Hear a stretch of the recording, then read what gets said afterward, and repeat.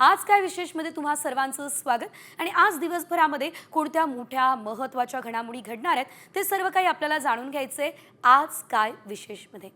3 बातम्या अतिशय महत्त्वाच्या। पहिली बातमी अभिनेता सैफ अली खान संदर्भातली, त्याच्यावर हल्ला झालाय आणि सैफ अली खानवर हल्ला करणाऱ्या आरोपीला आता अटकही करण्यात आलेली आहे। ठाण्यातून त्याला अटक झाली आहे, तर तो बांगलादेशी असल्याचा पोलिसांना संशय। या संदर्भात विस्तृत बातमी आपल्याला बघायची आहे। दुसरी बातमी आता मंत्री धनंजय मुंडेंसंदर्भातली।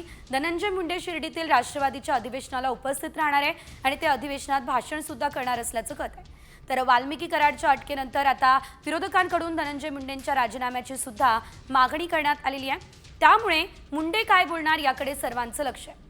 तिसरी बातमी लाडकी बहीण यांना मिळणाऱ्या आर्थिक मदतीसंदर्भातली आहे। लाडक्या बहिणींना 2100 रुपये मिळण्याची शक्यता कमी आहे। या संदर्भात विस्तृत बातमी आपण या बुलेटिनमध्ये अर्थातच आज काय विशेषमध्ये बघणार आहे।